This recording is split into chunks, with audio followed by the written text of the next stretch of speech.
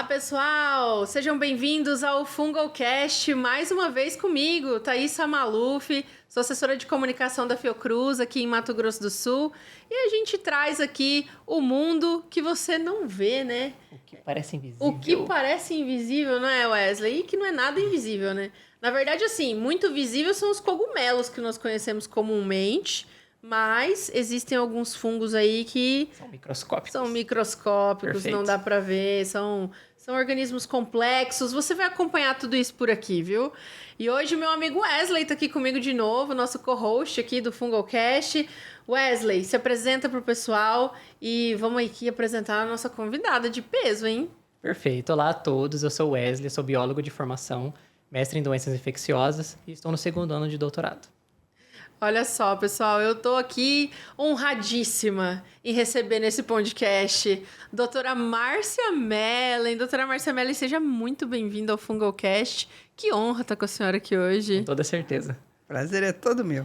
Bom, vou apresentar a doutora Márcia só para vocês terem um gostinho do que essa mulher é a deusa da micologia, não é não, Wesley? Com toda certeza. Olha só, pessoal, farmacêutica, bioquímica, mestre e doutora em saúde pública pela USP, com formação em micologia médica, sob orientação do professor Carlos da Silva Lacaz, atuou por 40 anos como pesquisadora científica no Instituto Adolfo Lutz.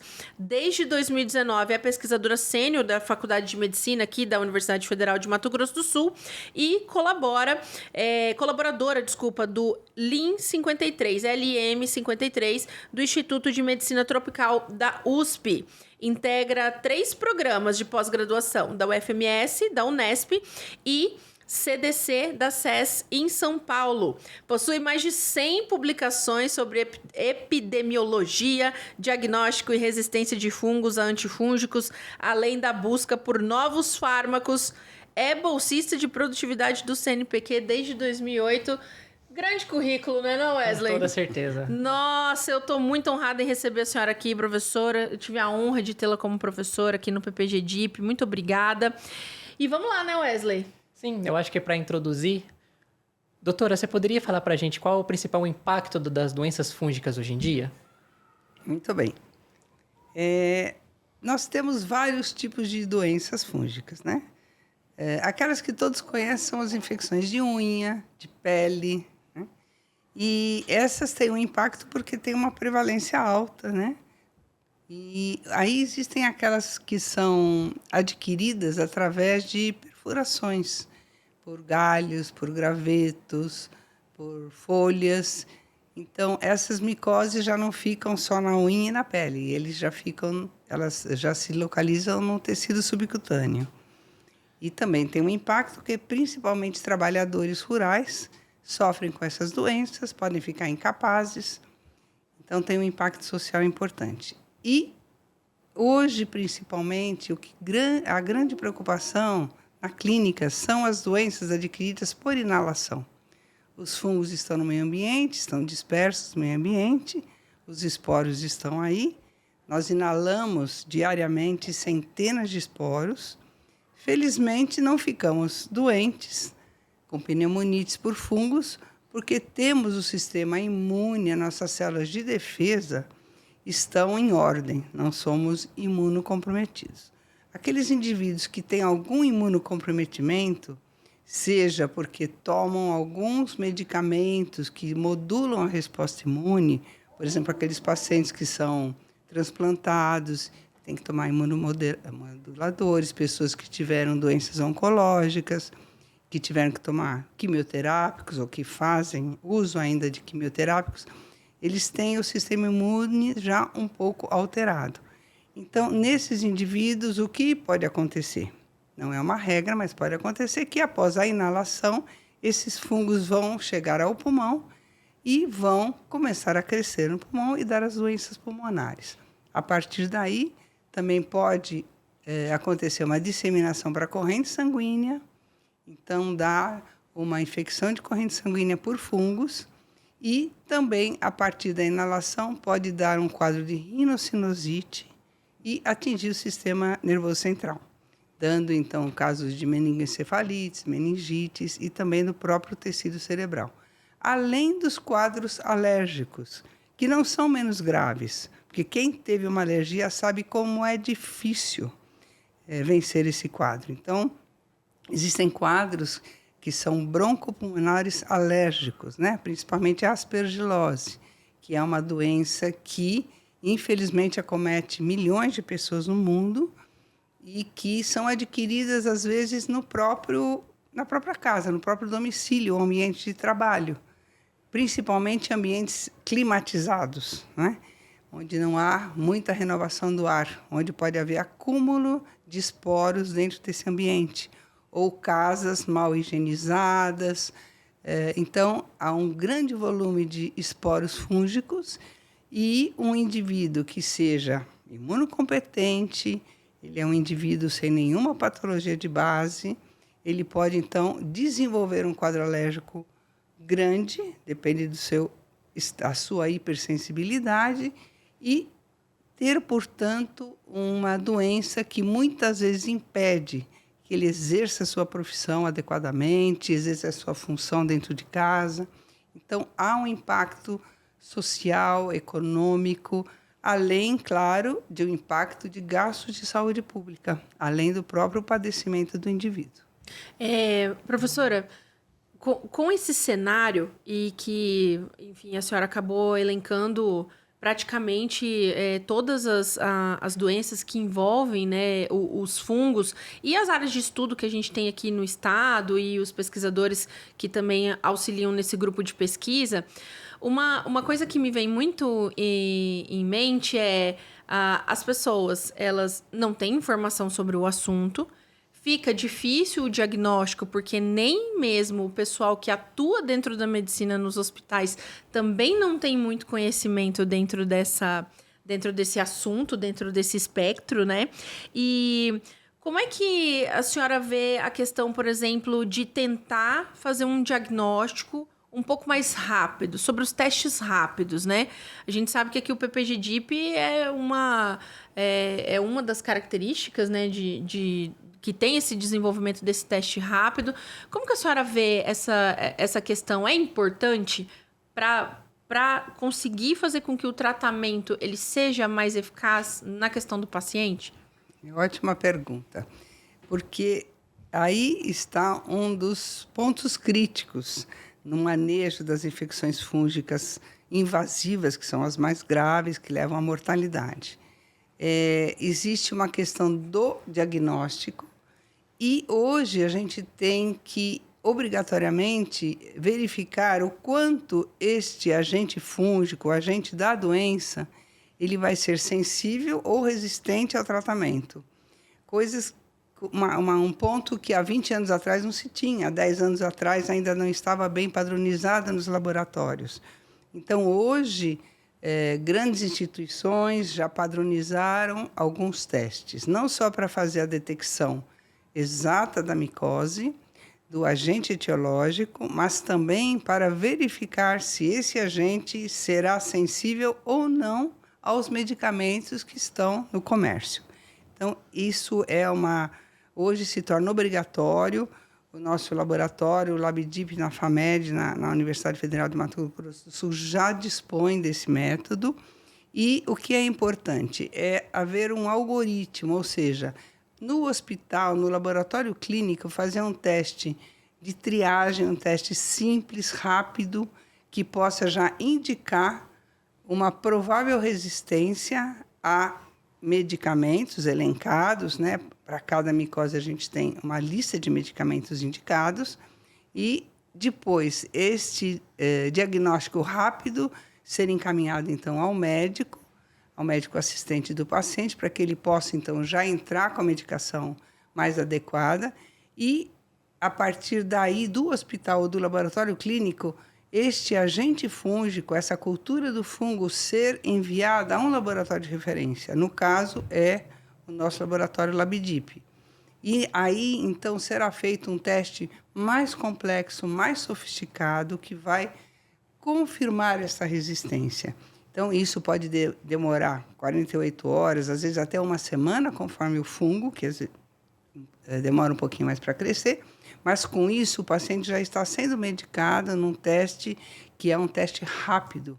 E posteriormente, então, a gente vai ter o perfil de sensibilidade completa desse agente fúngico, de modo que o médico possa acompanhar o paciente, aquela primeira medicação dada imediatamente, ela possa ser redirecionada, possa haver uma alternância no medicamento, ou possa ser combinada com outro fármaco também disponível, ou mesmo manter, conforme a sensibilidade, manter aquela orientação terapêutica, aumentar a dose, por exemplo. Então, esses testes cada vez mais estão sendo padronizados, recomendados e até, eu diria, obrigatórios, né? Doutora, a resistência bacteriana ela é bem conhecida. Do ponto de vista dos fungos, é muito diferente? É interessante. Felizmente, os fungos não apresentam as taxas de resistência aos antifúngicos como as bactérias. As bactérias, elas têm mecanismos de resistência muito mais desenvolvidos, têm vários mecanismos de resistência e elas passam a resistência de uma bactéria para outra. Então, através de mecanismos moleculares. Isso em fungos não está descrito. E, então, o nível de resistência aos antifúngicos ainda é relativamente baixo, mas é necessário termos a dimensão disso. O que nós temos, infelizmente, é uma oferta menor de antifúngicos. Não em termos de fornecimento, que o Ministério da Saúde está preparado para fornecer, através do SUS, os medicamentos essenciais, né? Existe todo um sistema que já é conhecido no sistema hospitalar. O hospital provando que há uma infecção fúngica, o Ministério da Saúde vai prover esse hospital, o paciente vai ser atendido.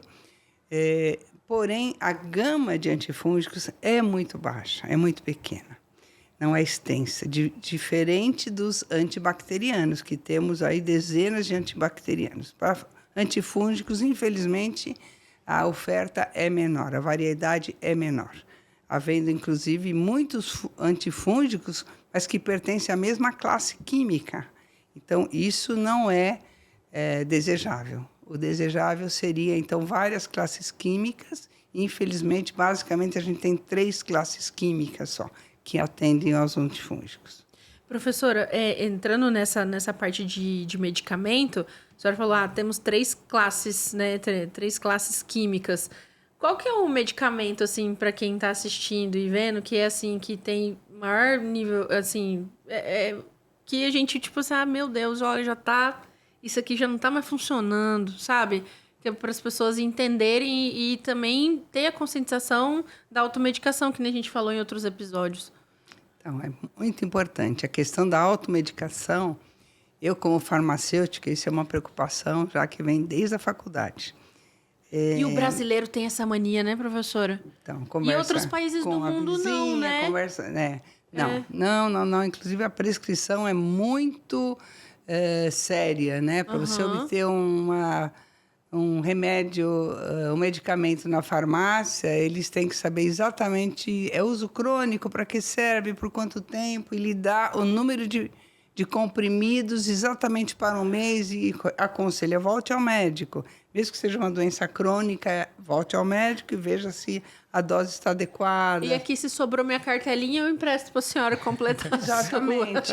Não, e você vai, eu como farmacêutica tenho que fazer o meia-culpa. Você vai numa farmácia e ali você esbarra numa prateleira de medicamentos que quase que cai dentro da sua bolsa. Então, você olha na prateleira e você escolhe o medicamento. Isso não existe, né? Isso não existe. Eu conheço um pouco mais do Canadá, isso não existe de jeito nenhum. Medicamento é dentro de um balcão fechado e o farmacêutico ou o atendente vai te orientar.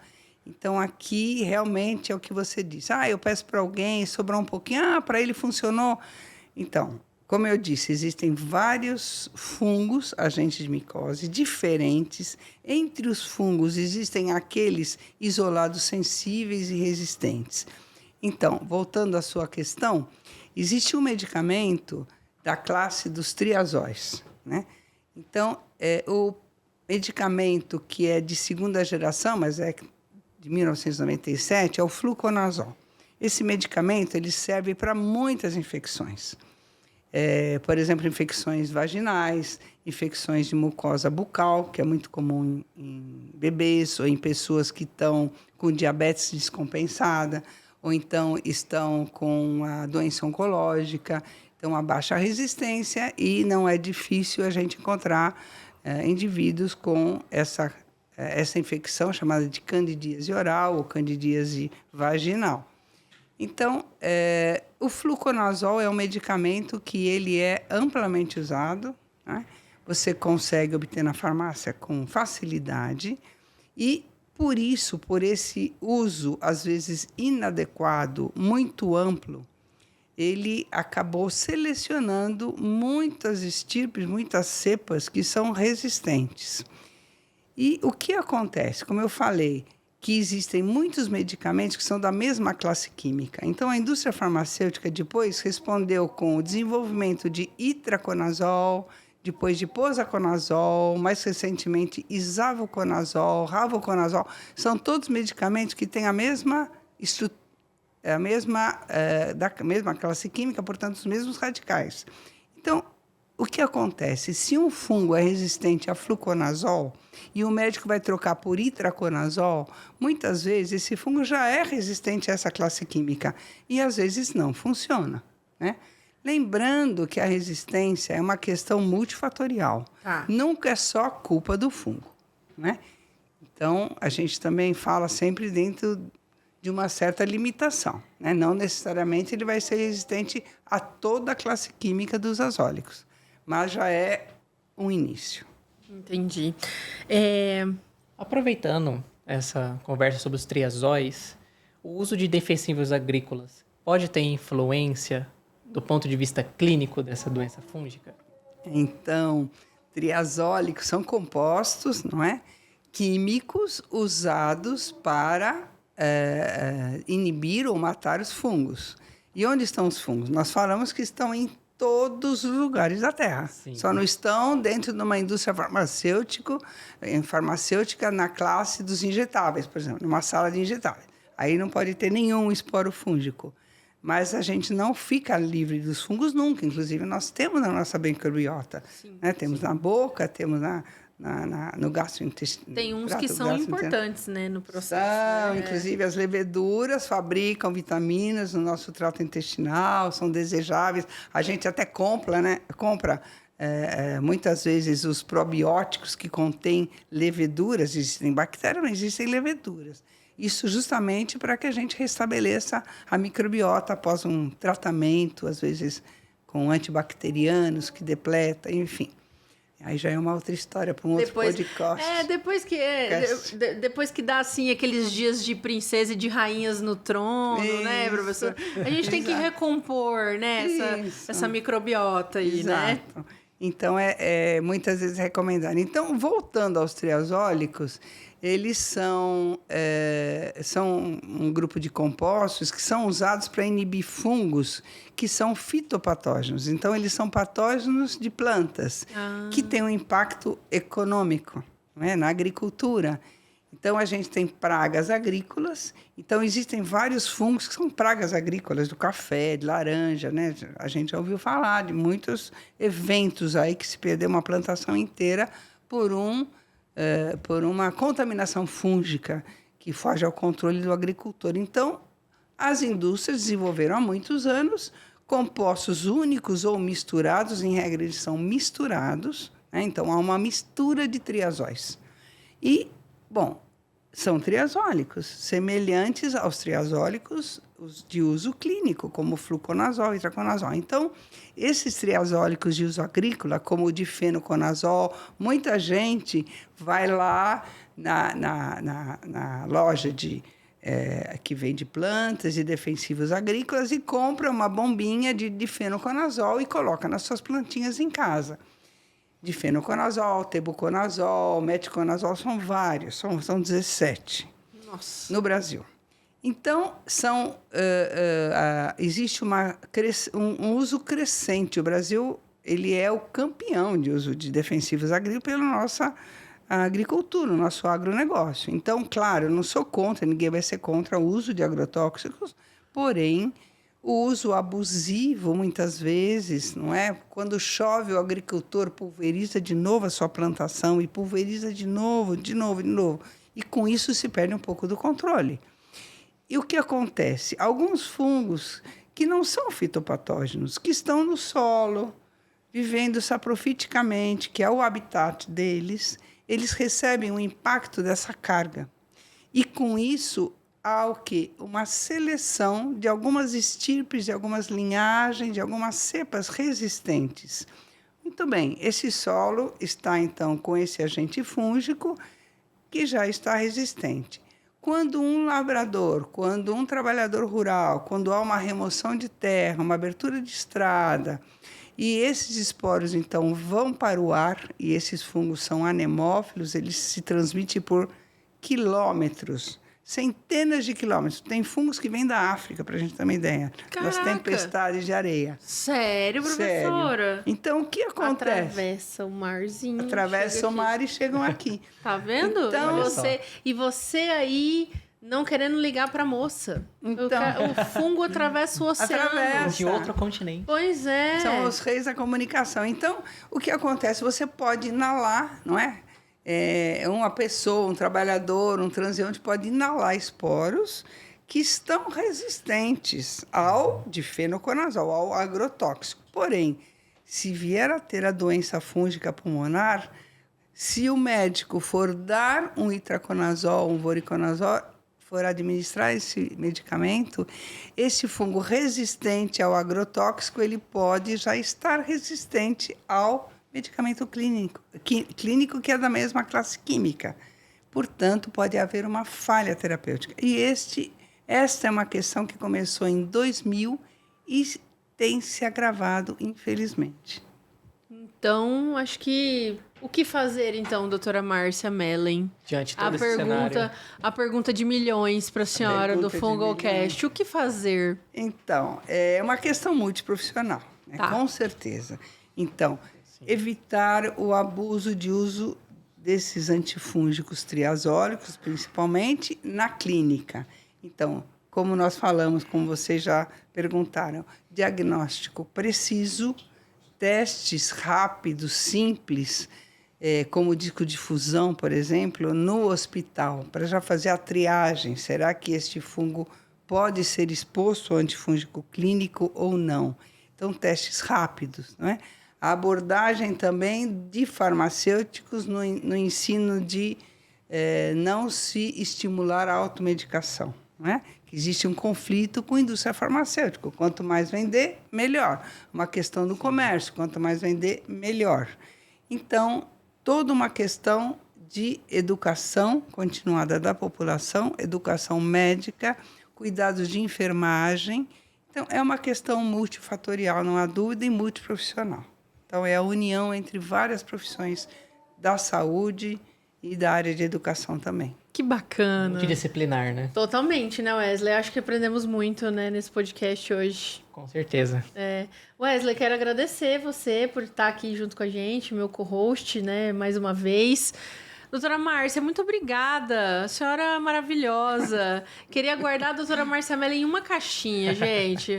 Vocês também vão querer guardar ela numa caixinha depois de assistir esse podcast, não é não, doutora Márcia? É um prazer, gente. É muito gostoso dividir o conhecimento que a gente tem, que adquirimos. É muito bom. E tomara que a gente esteja fazendo um trabalho útil, né, para alguém. Com certeza. Com toda certeza. Bom, muito obrigada pelo convite. Da micologia. Muito obrigada, doutora Márcia. Doutora Márcia.